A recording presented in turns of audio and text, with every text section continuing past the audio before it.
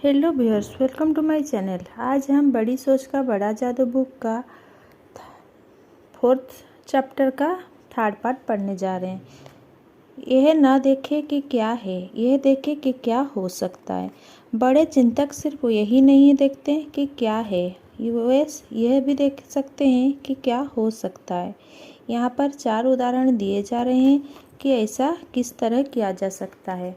पहला, real estate की कीमत कैसे बढ़ती है। एक बेहद सफल रियल एस्टेट जो ग्रामीण इलाके की जायदाद का विशेषज्ञ है का कहना है कि अगर हम भविष्य की कल्पना कर सके तो इससे हमें बहुत लाभ हो सकता है। जहाँ आज कुछ नहीं है, वहाँ कल क्या हो सकता है, इस बात की कल्पना करना हमें सीखना चाहिए। मेरे दोस्त ने कहा, ग्रामीण इलाका होने के कारण यहाँ ज़्यादातर ज़मीन जायदाद बहुत आकर्षक नहीं होते। मैं इसीलिए सफल हुआ हूँ क्योंकि मैं अपने ग्राहकों को यह नहीं बताता कि उनके फार्म की हालत अभी कैसी है। मैं अपने पूरे सेल्स प्लान को इस बात के चारों तरफ बनाता हूँ कि ये फार्म भविष्य में क्या बन सकता है। ग्राहक को अगर मैं सीधे तरीके से यह बताऊं, इस फार्म में इतने एकड़ ज़मीन, इतने एकड़ पेड़ है और यह शहर से इतने मील दूर है, तो इससे वो उत्साहित नहीं होगा और हमसे कभी नहीं खरीदेगा। परंतु जब मैं उसे एक ऐसी योजना बताता हूँ कि वह इस फार्म पर क्या क्या कर सकता है, वह इस फार्म को खुशी खुशी खरीद लेता है। मैं आपको बताता हूँ कि मैं ऐसा किस तरह करता हूँ। उसने अपना ब्रीफकेस खोला और एक फाइल निकाली। ये फार्म, उसने कहा, अभी अभी हमारे पास आया है। यह भी बाकी फार्मों की तरह है। यह शहर से 43 मील की दूरी में है। इसका घर टूटी फूटी हालत में है और पिछले 5 साल से यहाँ खेती नहीं हुई है। अब मैं आपको यह बताता हूँ कि मैंने क्या किया है। मैंने इस जगह का पूरा अध्ययन करने के लिए पिछले सप्ताह यहाँ 2 दिन गुजारे। मैंने इस पूरी जगह के कई चक्कर लगाए। मैंने पड़ोसी फार्मों को भी देखा। मैंने वर्तमान और प्रस्तावित हाईवे प्लान के संदर्भ में भी फार्म की लोकेशन को देखा। मैंने खुद से पूछा, ये फार्म किस बड़े काम के लिए उपयुक्त है। मुझे इसमें 3 संभावनाएं दिखी। मैंने तीनों की योजना बना ली। उसने मुझे हर योजना दिखाई। हर योजना स्पष्ट थी और विस्तार से बनी थी। एक प्लान में सुझाव दिया गया था कि फार्म को घुड़सवारी के अस्तबल में बदल दिया जाए। इस प्लान में बताया गया था कि विचार दमदार है। शहर बढ़ रहा है, लोगों गांव को ज़्यादा पसंद करते हैं।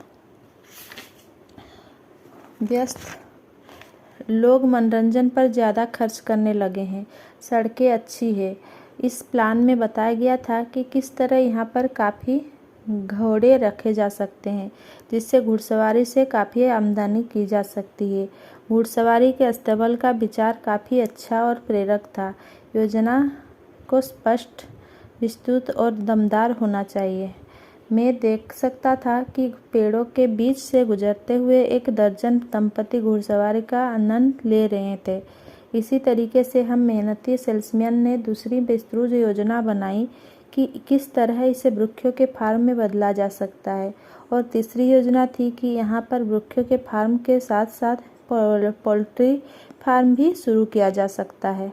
अब जब मैं अपने ग्राहकों से चर्चा करता हूँ तो मुझे उन्हें यह विश्वास नहीं दिलाना होता है कि इसकी वर्तमान हालत में इस फार्म को खरीदना एक अच्छा सौदा है।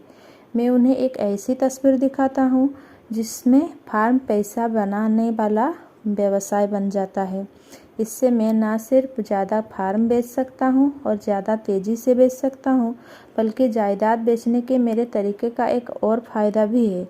मैं अपनी प्रतियोगिता से ज़्यादा कीमत पर फार्म बेच सकता हूँ। लोग ज़मीन और एक विचार के लिए जो कीमत देते हैं और सिर्फ ज़मीन के लिए दी गई कीमत से स्वाभाविक तौर पर ज़्यादा होती है। इसी कारण ज़्यादातर लोग अपने फार्मों को मेरे यहाँ से बेचना चाहते हैं और हर बिक्री पर मेरा कमीशन बढ़ता जाता है। इसका संदेश यह है, वर्तमान में चीज़ें कैसी है यह देखने के बजाय ये देखिए कि वह भविष्य में कैसी हो सकती है। कल्पना शक्ति से हर चीज़ ज़्यादा कीमती बन जाती है। बड़ा चिंतक हमेशा इस बात की कल्पना कर लेता है कि भविष्य में क्या किया जा सकता है, वह केवल वर्तमान में ही नहीं उलझा रहता। 2. एक ग्राहक का कितना मूल्य होता है। एक डिपार्टमेंट स्टोर एग्जीक्यूटिव मैनेजर की मीटिंग को संबोधित कर रही थी। उन्होंने कहा, हालांकि मेरे विचार आपको पुराने ज़माने के लगेंगे, परंतु मैं उस विचारधारा की हूँ कि अगर आप अपने ग्राहकों को दोस्ताना शालीन व्यवहार करेंगे तो वे बार बार आपके पास आएंगे। एक दिन मैं अपने स्टोर में घूम रही थी। मैंने अपने सेल्समैन को एक ग्राहक से बहस करते सुना। ग्राहक गुस्से में बाहर चला गया। इसके बाद सेल्समैन ने दूसरे सेल्समैन से कहा, मैं $1.98 के ग्राहक के पीछे अपना समय क्यों खराब करूं? उसकी ज़रूरत के सामान के लिए पूरे स्टोर को क्यों छानूं? वो इस काबिल ही नहीं है। मैं वहाँ से चली गई। एग्जीक्यूटिव ने कहा, परंतु मैं अपने दिमाग से उस बात को नहीं निकाल पाई। मैंने सोचा कि यह बहुत गंभीर मामला है। जब हमारे सेल्समैन अपने ग्राहक को 1.98 की श्रेणी में रखते हैं, मैंने तभी यह फैसला किया कि सोच के इस ढंग को बदलना होगा। जब मैं वापस अपने ऑफिस में पहुंची तो मैंने अपने रिसर्च डायरेक्टर को बुलाया और उससे पूछा कि हमारे स्टोर में पिछले साल औसत ग्राहक ने कितने पैसे का माल खरीदा। उसने मुझे जो आंकड़ा बताया उससे मुझे भी हैरत हुई। हमारे रिसर्च डायरेक्टर के आंकड़े के हिसाब से औसत ग्राहक ने हमारे स्टोर से $362 का सामान खरीदा। इसके बाद मैंने अपने सुपरवाइज़र की मीटिंग बुलाई और उन्हें यह घटना बताई। फिर मैंने उन्हें यह बताया कि हमारे ग्राहक का मूल्य वास्तव में कितना है। एक बार मैंने जब इन लोगों को यह समझा दिया कि किसी ग्राहकों को एक बार की खरीदारी के हिसाब से नहीं तौलना चाहिए, बल्कि सालाना खरीदारी के हिसाब से तौलना चाहिए, तो हमारे स्टोर में ग्राहक के प्रति दृष्टिकोण पूरी तरह बदल गया। रिटेलिंग एग्जीक्यूटिव की यह बात किसी भी तरह के बिजनेस पर लागू होती है। बार बार के बिजनेस में लाभ होता है। अक्सर कोई धंधों में शुरुआत में तो कोई लाभ ही नहीं होती। ग्राहक की भविष्य की खरीदी को देखें, यह ना देखें कि वे वर्तमान में क्या खरीद रहे हैं। ग्राहक को मूल्यवान समझने से वे बड़े नियमित संरक्षक में बदल जाते हैं। ग्राहक को तुच्छ समझने से वे किसी दूसरी जगह से सामान खरीदने लगते हैं। एक विद्यार्थी ने एक बार मुझे ये महत्वपूर्ण घटना सुनाई और बताया कि वो एक रेस्तरां में कभी नाश्ता क्यों नहीं करता। एक दिन लंच के लिए विद्यार्थी ने कहा, मैंने एक नए रेस्तरां में जाने का फैसला किया।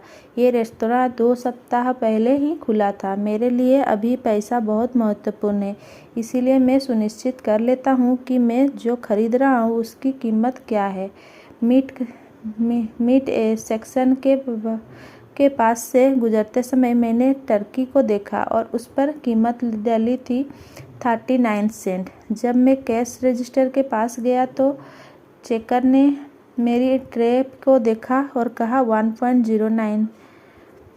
मैंने विनम्रता से उससे दोबारा चेक करने को कहा, क्योंकि मेरे हिसाब से बिल 99 सेंट का होना चाहिए था। मेरी तरह घूरने के बाद उसने फिर से हिसाब जोड़ा। हिसाब में जो अंतर आ रहा था वो टर्की की कीमत के कारण था। उसने 39 सेंट की जगह मुझसे 49 सेंट लिए थे। फिर मैंने उसका ध्यान उस साइन बोर्ड की तरफ खींचा जिसमें लिखा हुआ था 39 सेंट। इससे वह भड़क गई। मुझे इस बात की परवाह नहीं है कि साइन बोर्ड पर क्या लिखा है। इसका दाम है 49 सेंट। देखिए, ये रही आज की मूल्य सूची। किसी ने शायद गलती से वहाँ पर साइन बोर्ड लगा दिया होगा। आपको 49 सेंट ही देने होंगे। फिर मैंने उसे यह समझाने की कोशिश की कि मैंने टर्की ली थी इसीलिए ही क्योंकि इसका मूल्य 39 सेंट था। अगर इसका मूल्य 49 सेंट होता तो मैं इसकी जगह कोई दूसरी चीज़ ले लेता। इसके बाद भी उसका जवाब था, चाहे जो हो, आपको 49 सेंट ही देने होंगे। मैंने ऐसा ही किया क्योंकि मैं वहाँ खड़े रहकर तमाशा खड़ा नहीं करना चाहता था, परंतु मैंने उसी समय यह फैसला भी कर लिया कि मैं दोबारा उस रेस्तरां में नहीं जाऊँगा। मैं हर साल लंच पर $250 खर्च करता हूँ और यह बात तो पक्की है कि मैं उस रेस्तरां में एक पाई भी खर्च नहीं करूँगा। ये छोटे नज़रिए का एक उदाहरण है। चेकर ने कीमत का छोटा सा अंतर ही देखा, उसने संभावित $250 की सेल नहीं देखा। Thank you for watching. Please like, share and comment. Thank you.